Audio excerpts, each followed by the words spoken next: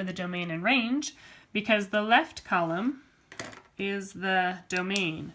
Horizontally, each row is a point, so -2, 3, -1, 4, and so on. Just a different way to represent. Instead of a list function, we're just writing it as a table. Multiple representations of a relation. So the domain, again with our set notation, is just going to be this left column. All of these x values are parts of our domain, so we're going to write this in ascending order or increasing order. Luckily, it looks to be done for us. -2 is the lowest, -1, 5, 6, 7, and 8. So that's not so bad. The range, likewise, is going to be the right-hand column. So we're looking at this right side right here. This one's not written so nicely for us. The lowest number I see is a 0. Don't forget your curly bracket. Again, I don't have to write 0 twice. It's already represented. So 0, 1, 2, 3, and 4. That's my range in increasing order. The last thing we want to know, is this a function? That is the question.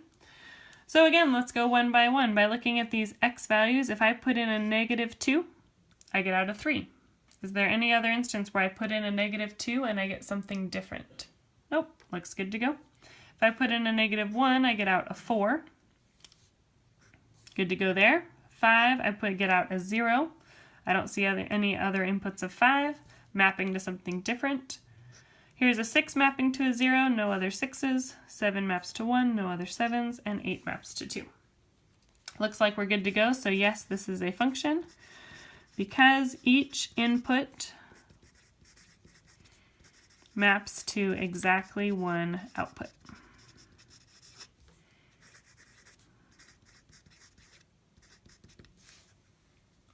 Okay, so we could represent our relation as a list. We could represent our relation as a table. There are 2 more ways we could represent our relation. The next is as a mapping diagram. So part D, this is called a mapping diagram. A mapping diagram is fun. It involves 2 bubbles with arrows in between them. So this left bubble has -1, 3, and 11. And the numbers in this left bubble are all of the values in the domain. So this looks similar to a table where all of your domain values are on the left. In the right bubble, we have 4 and 15, and these are all the elements in the range. So when you draw a mapping diagram, it's 2 bubbles with all of the range, all of the domain or input values on the left, and all of the range or output values on the right. To show the ordered pairs, we're going to draw arrows.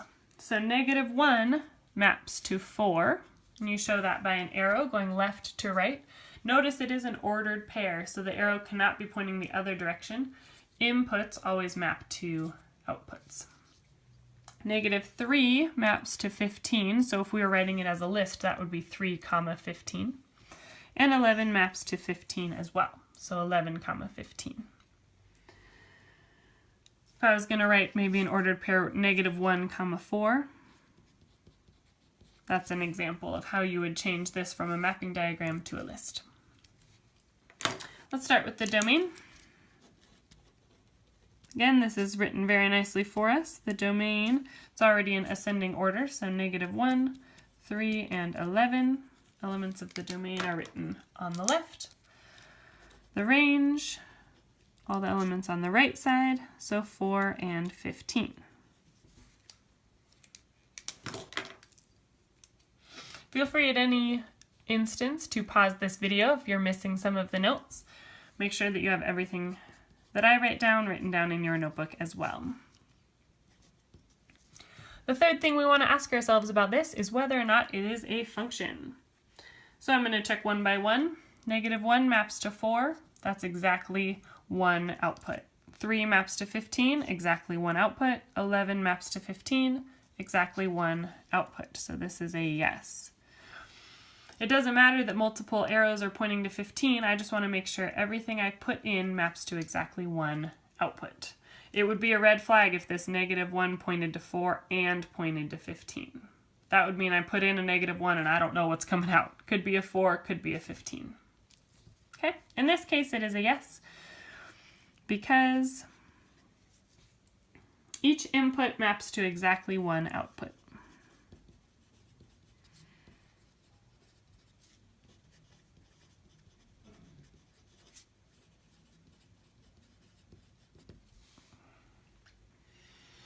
So we've done a list, we've done a t-table, here's a mapping diagram.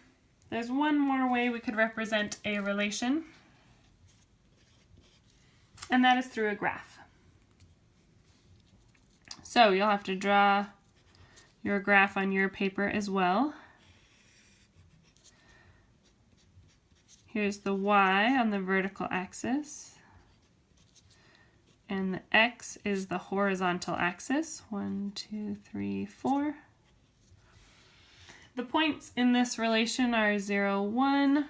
Remember, it's x comma y, so 0, 1, 1, 2, 2, 3, 1, 4, 3, 1, and 4, 1. So this is our relation. Let's write down the domain and the range.